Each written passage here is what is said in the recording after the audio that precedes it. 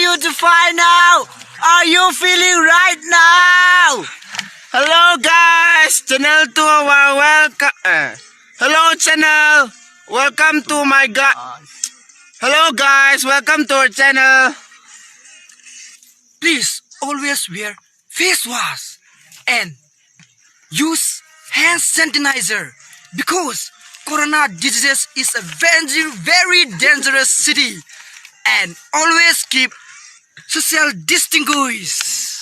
Romeo, save me! Please like, share, and subscribe my video, guys.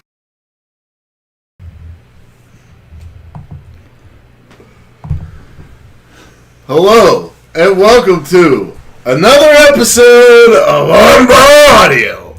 And I'm your host, Tim Farley. Next to me is my trusted companion, John Kearns. What's up, everybody? It is the top 10 matches of November. So for all top 10s, we are joined by our very good friend, the nerdy Mark Sid Saram. Sid, tell them how you're doing. Hey everybody, I'm doing pretty well. So usually I have like water on all these live streams, but I also have Sour Patch Kids today, so I'll be eating them. So Wonderful. There you go. As a matter of fact, the amount of Sour Patch Kids I buy, they should be paying me because I buy them so much. Okay. I like the watermelon ones. Yeah, that's what I'm eating. The watermelon ones. Well, aren't you cute? No. So, before we get into the top 10, usually we do 3 honorable mentions each, but this month I said fuck it. And I said, whatever you guys want to say before we get into the top 10, go ahead. Because November had 31 days and a shit ton of wrestling. So, Siddharth, what are your honorable mentions? Well, for me, definitely Penta versus Phoenix 2, Electric Boogaloo.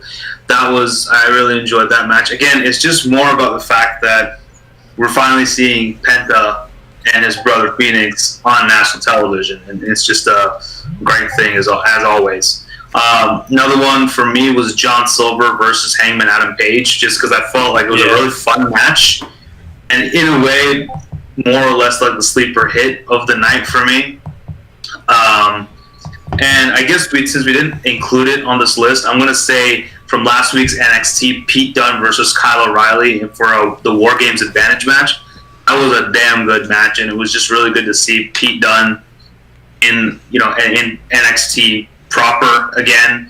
Again, of course, looking super shredded and everything. So, those are just some of my honorable mentions. I only have 3, but John, go ahead. All right, honorable mentions. You mentioned John Silver. I'm going to throw out John Silver versus Orange Cassidy from Full Gear. We had New Japan had Power Struggle this year, or this month. So I would say Jay White versus Kota Ibushi.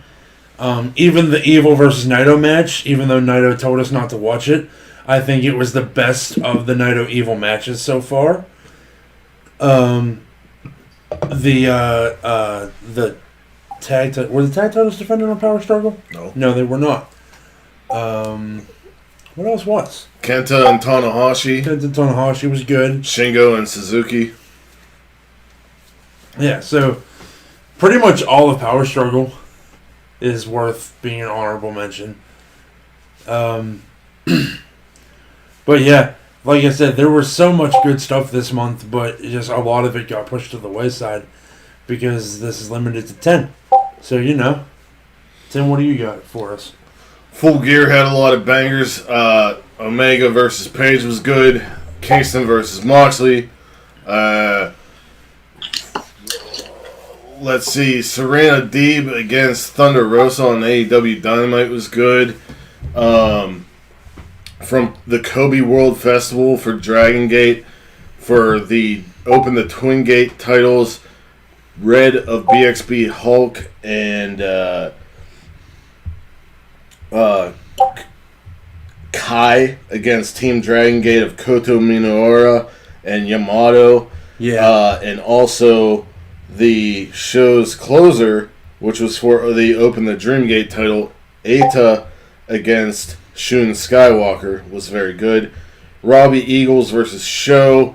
Jacob Fatu against David Boy Smith Jr. from the first episode of MLW Fusions for like 8 months. The Pure Championship match between Jonathan Gresham and Tracy Williams. Another Pure match, Josh Woods against Jay Lethal. The Heritage Cup final in NXT UK, Trent Seven versus A-Kid. From the Sendai Cinderella show from Stardom, the SWA World Women's Championship, B. Priestley against Syuri. Hiromu Takahashi against Taiji Ishimori. And Yuka Sakazaki against Mizuki for the Princess of Princess title. And also Hiromu Takahashi versus El Desperado. LIJ versus Dangerous Techers. There's been a lot of good matches throughout the World Tag League and throughout the Best of Super Juniors tournament. I would seek out any Sho, Robbie Eagles, Hiromu, and Doki matches. Even though Doki has a losing record, he's been showing out. Yeah.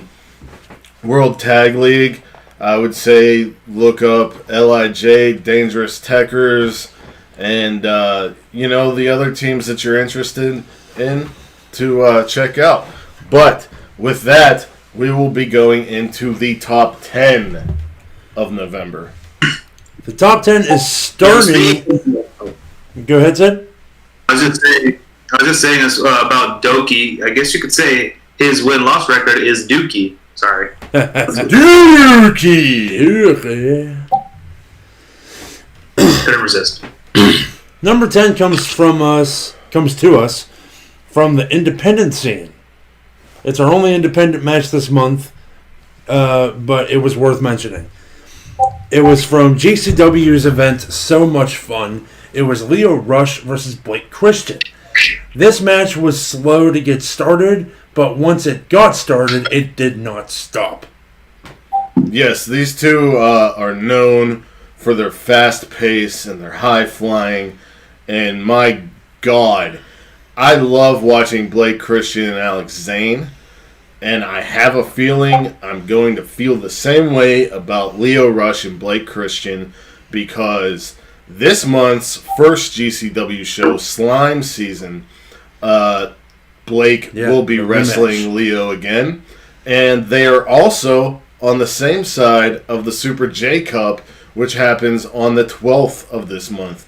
If you want to support the wrestlers from the GCW Slime Season, you could do so by going to tinyurl.com/GCW Slime. A lot of the current climate with COVID in the United States is making independent wrestlers very cautious to how they're going to be making money forward. So please check that out. But yes, this match, fucking awesome. Yeah. Sid? Yeah, I pretty much agree. With the slow start and then definitely a blink and you missed it kind of match.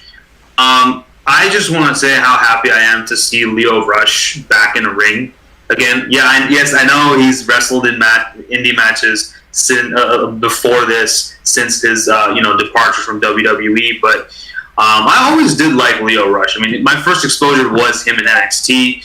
I love his feud with Angel Garza and the whole NXT Cruiserweight title picture. It is a shame that they got rid of him, but I'm just glad that he's doing well. I actually am excited to see him in the Super J Cup. I might actually check it out in its entirety. Okay. It's not a it's a tournament, but it's a one-day tournament. Okay, well, I'll just watch it then. Maybe I'll see if we can watch it together. We'll do like a watch party or something. Yeah, man. Anyway, that'd be interesting. We can discuss that offline. But I think it happens in America, so it shouldn't be like crazy Japanese time. Yeah, it'll be. Okay, that's good. Is it? I think it's being handled pretty much by the New Japan Strong crew. Yeah. So That's good. it'll be good. Yeah, I mean, like Leo Rush has not missed a step, but he still got it. And Janela's commentary was really good and very entertaining throughout the match as well. Fucking And awesome. it made it a lot more. Sorry? I don't know what all these notifications are. All those dings are from fucking Discord. I don't know what they are. It just says one notification, but whatever. It's that's what happens when you go live. This is why we should have done help soon. Yeah, but that's okay.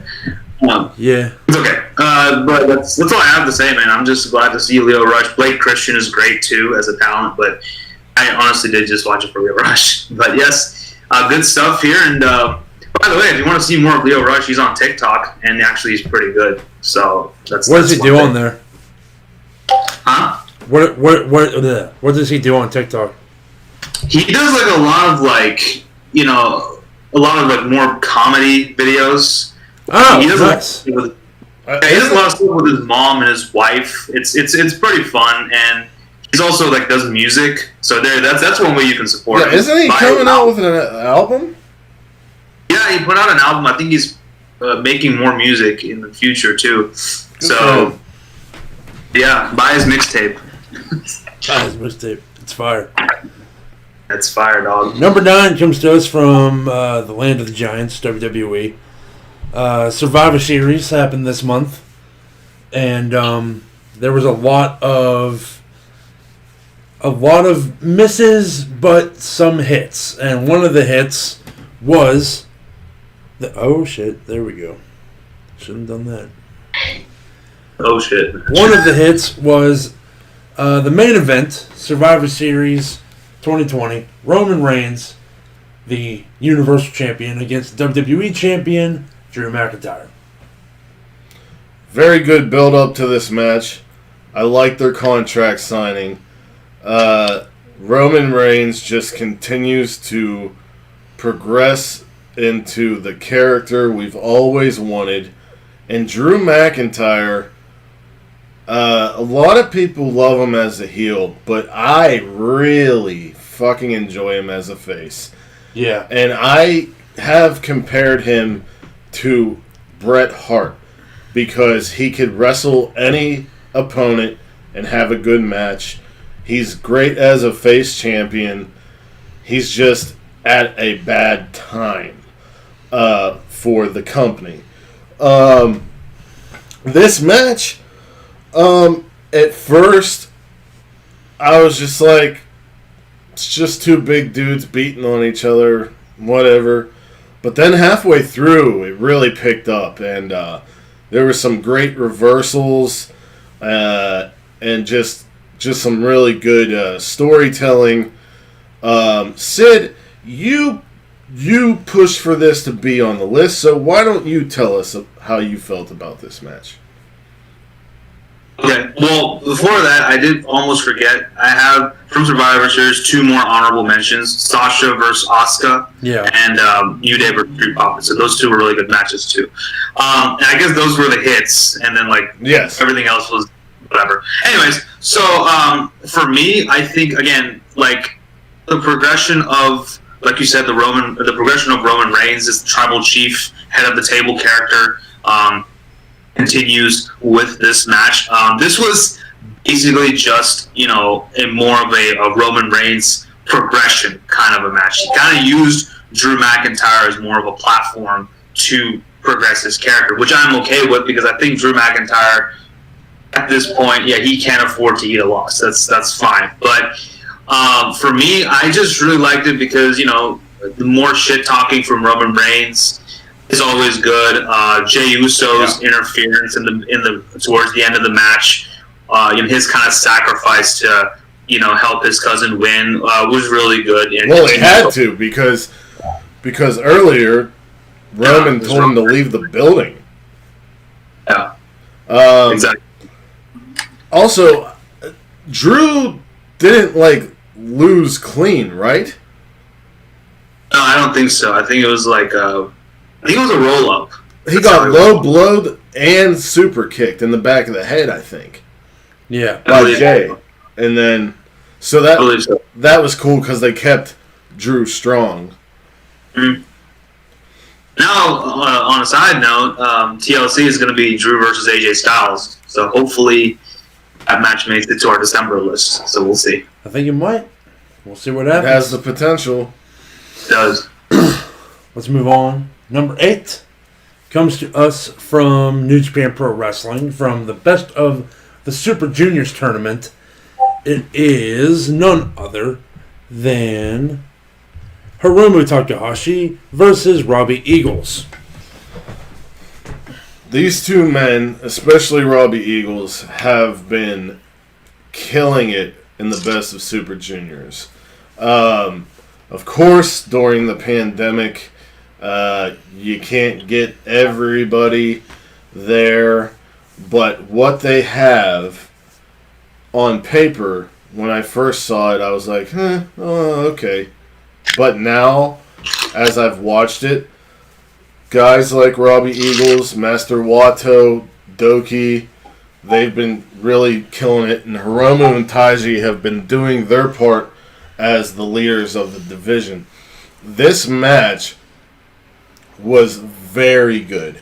Robbie Eagles has been really catching on fire during this tournament, even though with this loss he's pretty much out of the tournament, but he still has matches.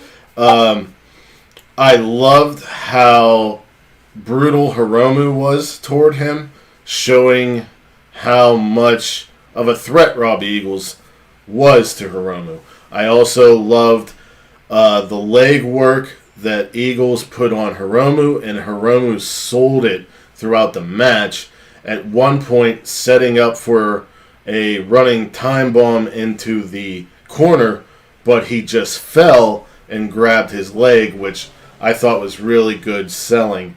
So far, I would say this is the match of the tournament, but there are many matches that are worth watching. My favorite spot in this match was the Michinoku driver on the apron. Well, it was like the backpack stunner into a driver. Yeah.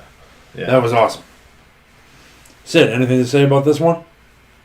All I'll say is, I think one of the biggest things that I liked was the showboating between the two of them. Yeah. Robbie Eagles making fun of Daryl, right? Mm-hmm. And with the and then when he came up with this whole thing, and when Eagles came out with his little scope thing, Hiromu was doing all that cool stuff. I liked it. Yeah, didn't Hiromu also do the Robbie Eagles, oi, oi, oi? Yeah, that was great. Yeah, he was like, Robbie. Yeah, he had him in a hold. It was great.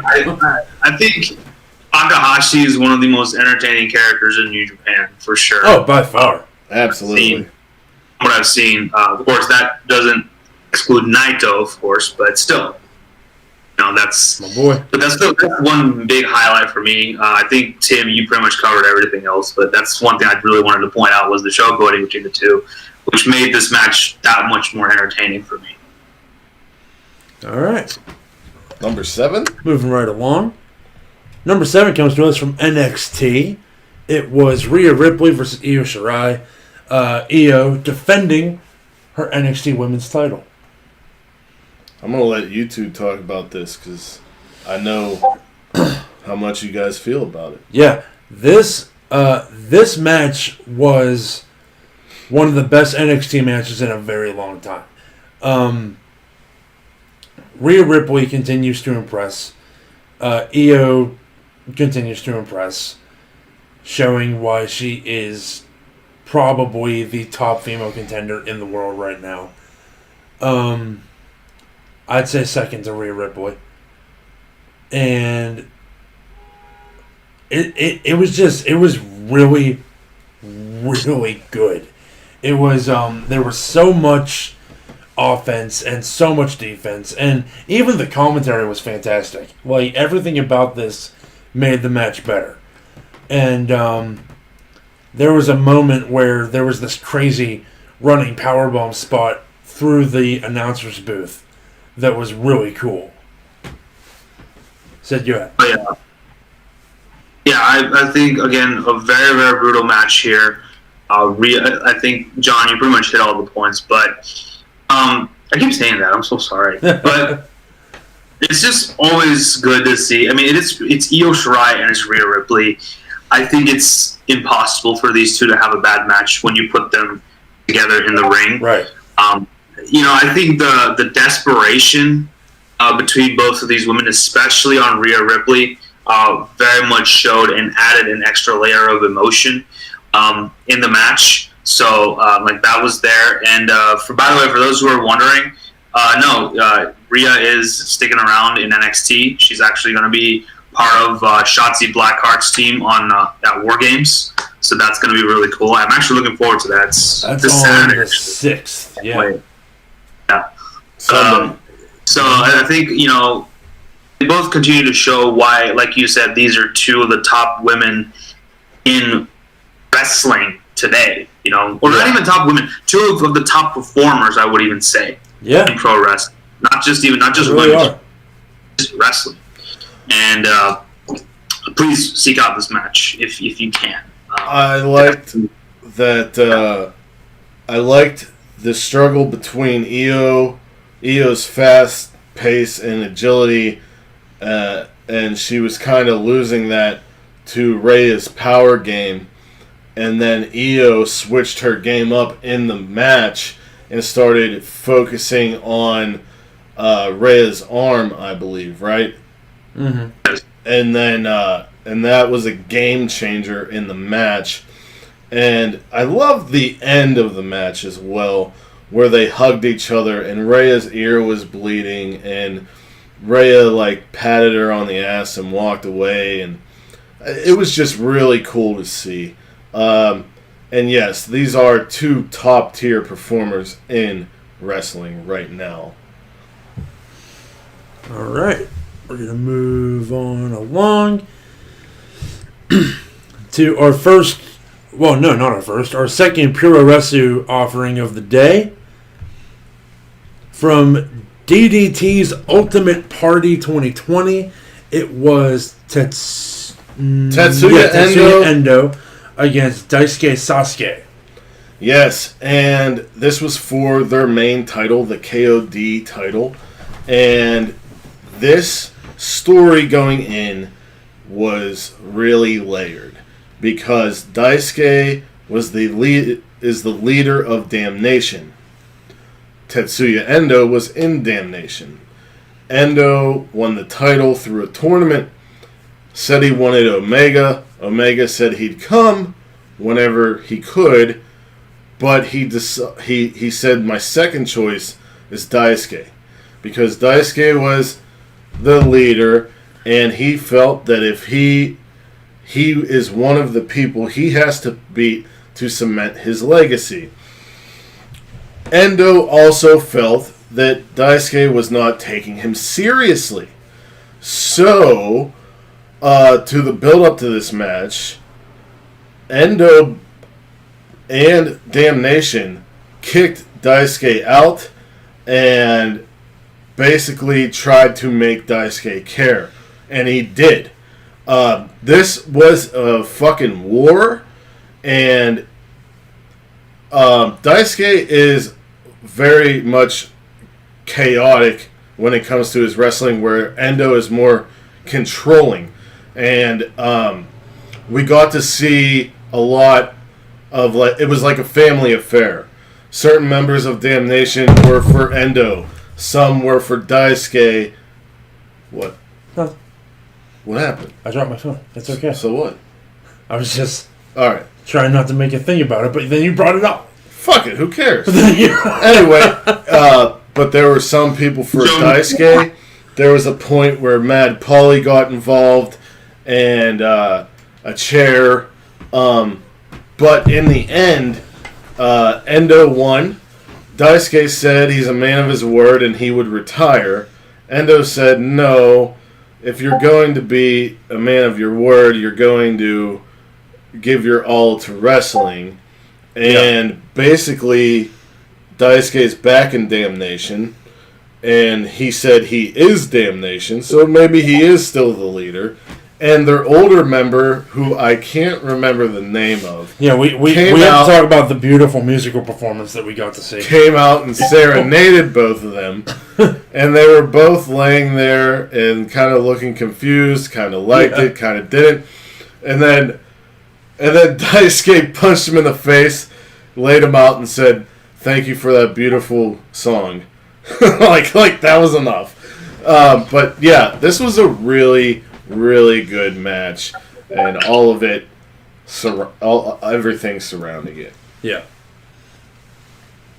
Yeah. So, I mean, for me, I kind of just watched like the match itself. I kind of didn't watch everything surrounding it, but as far as the match itself, again, very fast paced, as I have come to expect from a lot of these Puroresu organizations. Yeah. And I think honestly, after you kind of told the story, it kind of made a lot more sense to me. So while you explained, I was like, oh, this makes more sense. That's why they were really like the emotional layer in this match was so high. And yeah, I mean, congratulations to Daisuke for getting back into Damnation, and yeah, we'll see what happens from here. That's all I gotta say. Good stuff. Go ahead. All right, number 5, top 5. We're talking about Stardom. What was the name of the show? Sendai Cinderella. Sendai Cinderella. This one was for the, what is it called? The Wonder of Stardom title. It was Julia defending against Konami. So, we've already said multiple times over the past few months that Julia is our favorite person from Stardom. And her group, Donna Del Mondo, is currently my favorite group in the organization. Tim as well. Ever since the forced disbanding of the Tokyo Cyber Squad, I've gravitated towards Donna Del Mondo and Oedo Tai as well. But yeah, this match, a lot of kicking,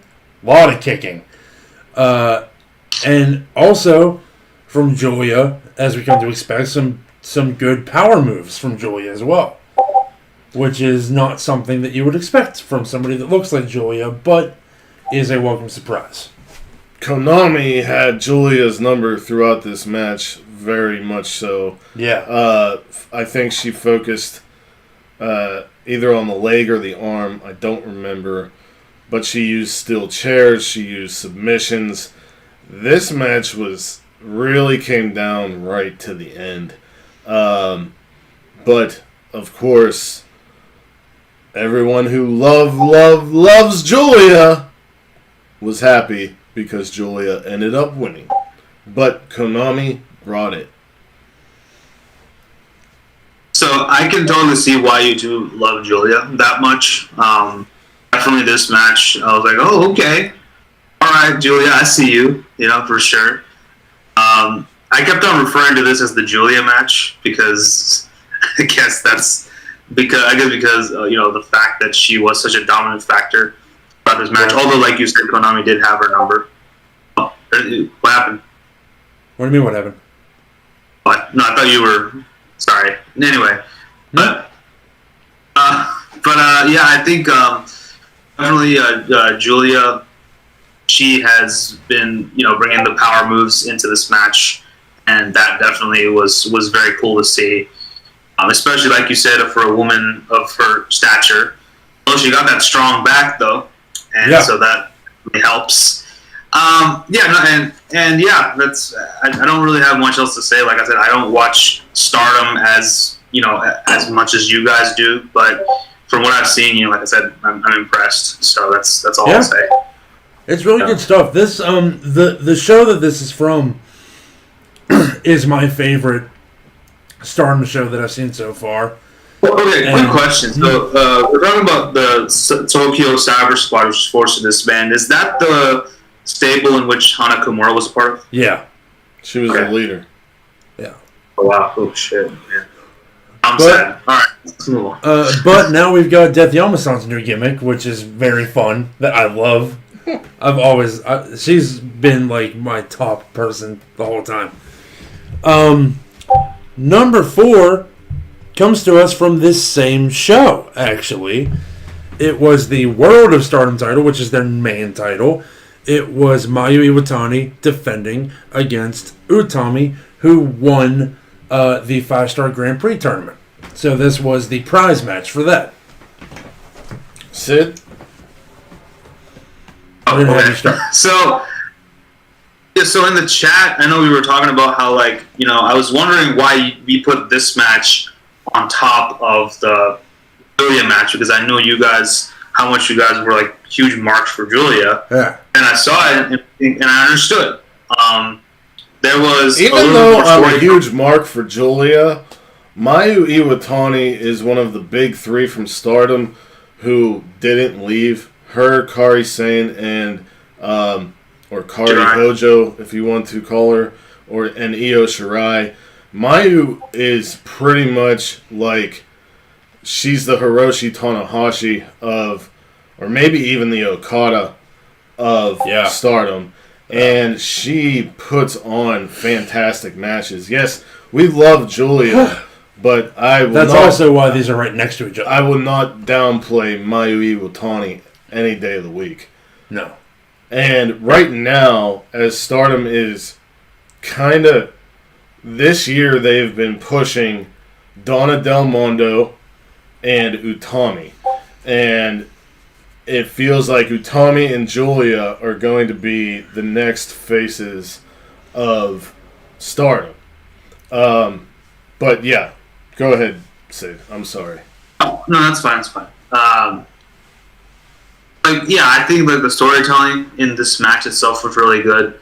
Utami kind of felt a little bit like a bully throughout this match, but you know, Mayu continued to show the resilience throughout, and that's always a very good story that I like to see in anything, in any media, whether it be wrestling or movies or TV.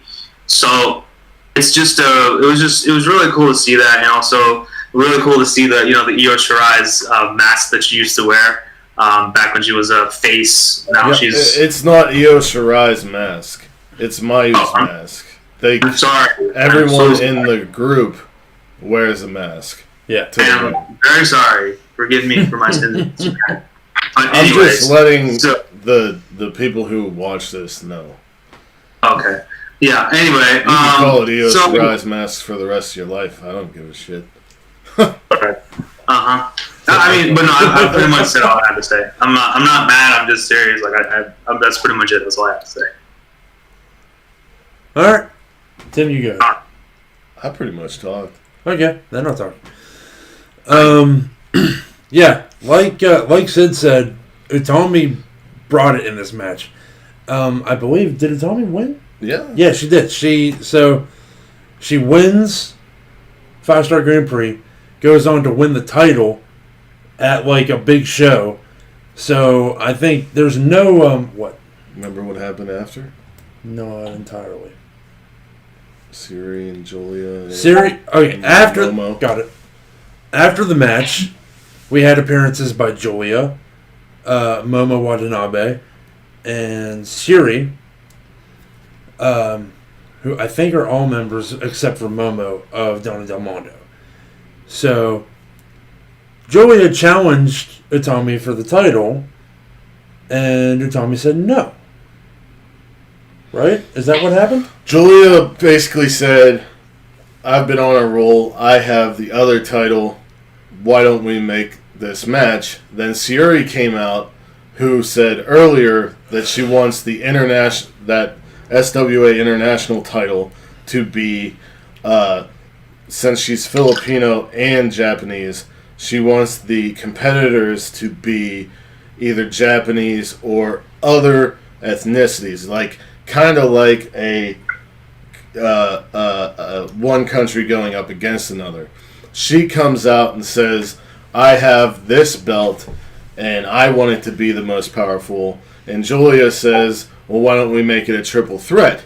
then Momo came out, who is, I believe, the leader of Queen's Quest, which Utami is a part of, and said that she would like the challenge. Utami took all of this into consideration and said on the next big Stardom show, which which leaves my mind at this point, she will be facing Momo, and the reason why is because she's never beaten Momo before. She's lost twice to her, so I'm looking forward to that match. It was kind of funny because Syuri and Julia were like, "Oh, this is the Is this the Momo of old? Is this not the one who sucks and everything?" Yeah. But yeah, this was the entire show. The Sendai Cinderella show is recommended for November. Yeah.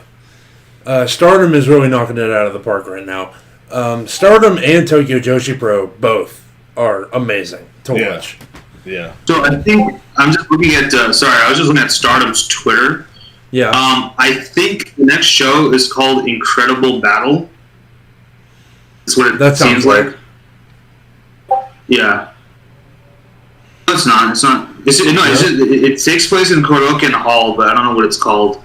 It's just Incredible Battle. This match is known as the Incredible Osaka Prelude Incredible Battle. That's the title for this match. Okay. Per se. But yeah, Korakuen Hall. That's pretty sweet. New Japan fans know Korakuen Hall. Yep. So number 3, we're in top 3 territory, folks. We talked about Full Gear when we talked about the honorable mentions. And there was one that we didn't mention because it was too good to not put on the list. It was, of course, I would say the sequel to that tag match, FTR versus the Young Bucks, where the Young Bucks, if they did not win, could never go for the tag titles again. But we don't have to worry about that because they won, and they are the current AEW World Tag Team titles. Since this match has taken place, we have gotten, on Being the Elite, a lot of stuff alluding to Hangman being fully separated from the Elite. We've gotten some stuff. We've gotten some jaw jacking, as it were, from Tully Blanchard. So, but we haven't seen FTR since. We haven't seen FTR since, which is interesting. We've seen Tully, but not FTR. Mm-hmm. So, what's going to happen? I don't know, but what happened in this match? What happened in this match? Indeed, Tim. Why don't you talk about it? Since you want to... I'm trying to entertain. I'm sorry. Sid, you talk. Because Tim won't now. Okay. Well, fine. But yeah, I think this was obviously a match, so many years in the making, as we know. And this match has been building up for a very long time, since FTR were in another company. Yeah. And I think now that we finally got this dream match, as it were, this pretty much had all the bells and whistles, and it hit every single note masterfully. So they basically definitely delivered a masterclass in tag team wrestling. Both these teams did, and I couldn't be more happier. So that's all I'm going to say. Tim, please talk. Anyway, check my... Hold on. I'd love to talk about this match, but it happened so early in November that I don't remember all the shit. But I will say that in 2020, the Young Bucks have been a part of the top 3 tag team matches. Yeah. Or no. AEW has the top 3 tag team matches. And Young Bucks have been a part of 2 of them. The one at Revolution against Omega and Page, FTR against Omega and Page, and this match. Fucking great. fucking great. Yeah, The and build-up could have been better, but I don't think a lot of people are saying that. A lot of people were talking about the build-up could have been better. The build-ups existed for years on social media. The build-up's there if you are willing to look for it. There wasn't a lot of build on the show, sure, but you can't deny that these two teams have been wanting to go at each other for years. Right. Yeah, and I guess the build-up wasn't as bad as everybody said, because that whole, like, Rock and Roll Express, Tolly and Arn part, Yeah. that was cool. And they've kind of been building to this match since FTR arrived. But when it came time to make this list, like I said, it happened so early in November, and I haven't seen it in a while. We all agreed that this match was in the top 3. Yeah. So that says Honestly, something. just If I don't remember everything, but I could definitely tell you that it's in the top Right. 3, it's fucking good. And I know the one thing that I do know is that the Young Bucks are so good that they made FTR try to use a flip, and it went catastrophically wrong. Catastrophically wrong for them. So Cash Wheeler tried to save that match so many times. he really did. Also, honorable mentions, the match against Top Flight that the Young Bucks had, fucking great. Yeah, on that following Dynamite was really good.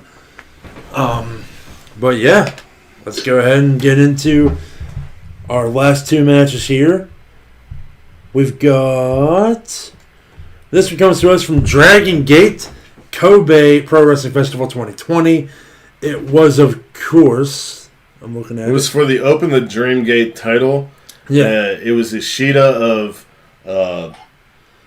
of Red challenging Okuda for the Open the Brave Gate Championship. Yeah. Oh. Me and John were watching this last week. First 30 seconds, I went, oh shit. They came at each other real quick, kicks and punches, and Okuda just pulled back and just cold cocked Ashida. And I was just like, what the fuck? Then there was a part where Ashida had Okuda in a tree of woe, and he sat down. And I've never seen this in a tree of woe spot. And he just started slapping Okuda's face around. And like, I think he did a drop kick eventually or something. But, like, this match was fast and furious. And just, like, these dudes... Like Vin Diesel. like Vin Diesel. It was really fucking good, man. It was really fucking good. Yeah. I mean, that's... Yeah, the only thing that would have made it Fast and Furious is if Vin Diesel just randomly came out and said family like a million times. Family. But, yeah. Family. Yeah. Fuck those movies. Oh, Yeah, come I on. said it. Fuck you! I don't even like cars, and I like those movies. Yeah, the first one was alright. Sid, what'd you think about this match? You know, I will have to say one spot in particular that still continues to stand out to me was when they're on the outside, and I forget who did it to who, but one of them buried the other person's leg in a shitload of chairs. And Yeah. I'm like, wow. Like, how do you even get the hell out of that? But yeah, the strikes and the kicks and the punches were so brutal. Also, I think... Hold on. And that's... What? Was this the match where... I think it was Okuda took... They were on the outside, and he took Ishida and went to Irish whip him, but they went, like, all the way around the ring, and he, like fired him into the barricade like a bazooka. Like, he just threw him into it, and it was just, like, brutal. Yeah, it was like... I mean, this match was like watching a street fight, but not like a wrestling street fight, like a fight in the street. Yeah. But not, Without weapons and stuff. Yeah. Like, yo, you want to go? Yeah. it was just two dudes beating the ever-loving shit out of each other. Like, but yeah, it was awesome. Yep. Street Fighter. Oh, the what? But there's one match better. One match better. One match above all. And this will be considered for match of the year. It was The N1 victory winner, Katsuhiko Nakajima, facing Go Shiozaki for Shiozaki's GHC Heavyweight Championship. I will talk last. okay. I'm going to go first on this one, I suppose. Go Shiozaki and Nakajima are two guys that have kept me interested in checking out what Noah has going on. They are at the top of their game. Both of them are. They are two of the best wrestlers I have personally ever seen. Nakajima has the look. Nakajima is one of the coolest looking wrestlers out there right now. His persona, his attitude, it's all fully fleshed out. You know who he is, what he's about. Go Shiozaki is the same way. Like, this was like... It was like, we described it using New Japan people, because that's what most people are more familiar with. Nakajima is like Hiroki Goto and Shinsuke Nakamura as one person. No. Hiroki Goto and Naito. And Naito, yeah. Yeah. Because his persona, his attitude is very Naito-ish. He's very laid back, but his gear is similar to Goto. His kicks are... Fuck! His kicks can shatter bone. It fucking... Okay. There were gunshots heard every time Shiozaki chopped Nakajima's chest. It was loud. But if you looked at Shiozaki's chest instead of Nakajima's... right here. Right in the middle was bleeding from the fucking kicks, man. Holy shit! This match was so good. Ugh. Like, they were former tag partners in a past time, and they mentioned it in commentary that one kind of was in the corner of shit. Two Japanese legends pretty much brought them up. I forget who they were because of commentary and not knowing.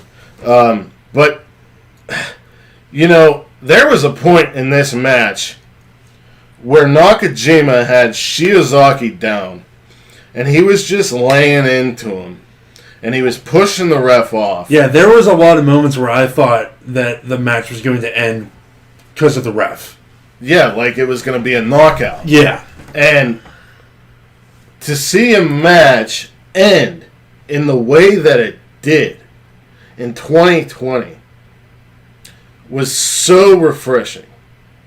Shiozaki with a short arm lariat to Nakajima while they're exchanging blows. Nakajima falls down, Shiozaki falls on top of him, wins. That's it. A short arm lariat. That goes to say that these two men beat the ever-loving shit out of each other for a long period of time. And this match, it was damn near 40 minutes, right? Maybe. It was longer than half an hour. An hour. Was it an hour? I think so. That's crazy. I'm going to actually Google that and see how long this match was. Yeah, But look on Cage Sid, Match. you go ahead. Dude, what else do you want me to say? I think Tim kind of just spoke for me, but yeah, I don't know if I was watching a match or if I was watching a movie, because that's what we were saying. Every stage of this match just kept getting more and more intense. Whether it was the emotion on their faces or the moves, the hard striking. I mean, Noah, my God, I mean, those guys have some sort of resilience. I don't know what the hell they're taking before a match or whatever, but like, holy shit, they pretty much absorb any sort of punishment. But I mean, I think I can kind of understand why Tim is such a huge fan of Nakajima. I can see it. I was gonna say something else, but I said no, it's fine. I'll just say you were a huge fan. But I'm a mark. Well, no, I was gonna say something else. Don't worry about it. We'll talk offline. But you know, I'm not gonna lie. I will be honest. I was bitching a little bit about how long this match was. But the more I watched it, I was like, okay, I can see why this is so freaking long, and also the fact that you guys mentioned that they were former tag team partners. That makes a lot more sense. That's another thing that I want to bring up. The last time that we watched Noah with English commentary, the English commentary that they had were two Americans. Previously was two American guys, and they didn't know shit. They didn't know anything, and everybody online, everybody on Twitter was talking about how awful they were, and Noah actually took in that criticism and fixed something. Imagine that, a company taking criticism and correcting it. Meanwhile, you still have Michael Cole saying, "Oh my!" and boss time and all this dumb shit that Michael Cole says. I hate him. He can't say the big dog anymore because he's no longer the big dog. He's the tribal. Right. But yeah, Jesus Christ. Yeah, man, it was. But yeah, the commentary for this match was nothing but great. It was awesome. Goshizaki defeats Tetsuya Nakajima, 42 minutes, 35 seconds. That's all on the match was. Alright, so that is the top 10 list of November. This month we will have the top 10 of December. We'll have the match of the year, the year-end awards, and we're going to figure out what our other video will be, because we might have a surprise. We might have a surprise. But at the end of these videos, going forward, I will be doing this. Here's some shows to watch out for. I was going to do the exact same thing. We have the same idea. On 12/2... I want to, catty-corner it. So you say one and I'll say one. On 12/2, which is tomorrow, is AEW Winter is Coming. Yeah, AEW is going to be great tomorrow. Real quick. Winter's coming. The main event is Mox versus Omega for the AEW title. Follow me on Instagram. I'm doing live reactions for that match, and I might even have my sister with me. Nice, that's cool. And I just saw on Twitter, while we were doing this, Tony Khan has said that TNT has agreed to stay with the match if it goes past 10 o'clock. Awesome. Also tomorrow, Dragon Gate will be at Kurokan Hall, and that will be in English. You want to take English commentary, yeah. December 5th, we've got GCW Slime Season. December 6th, we've got NXT TakeOver War Games. Also December 6th, there's another Noah show. 12/11, we have the finals of the Best of Super Junior and World Tag League. On the 12th, we have New Japan Super J Cup and Triple A's Triple Mania, where the return of Triple A. Laredo Kid will be challenging Kenny Omega for the title. For the Mega Championship. 12/15, Dragon Gate will be in Kurokan Hall again in English. 12/18, ROH Final Battle. 12/19, another big Noah show. December 20th is WWE TLC. Also the 20th is Stardom. And also the 20th is Dragon Gate, The Final Gate, which is their big show for this year. That's going to be in English. The 26th and 29th, we've got 2 more Noah shows. And on the 31st, my birthday, New Year's Eve, GCW's Good Riddance. So be on the lookout for those shows. And I'm sure we'll be talking about them later. So, Probably going to be talking about a lot of those matches at the beginning of January. well, I think we're going to try and do the December show this month. Okay. I think. Anyway. All right, well, then we better hope to God that none of the shows on Good Riddance are good. Fuck.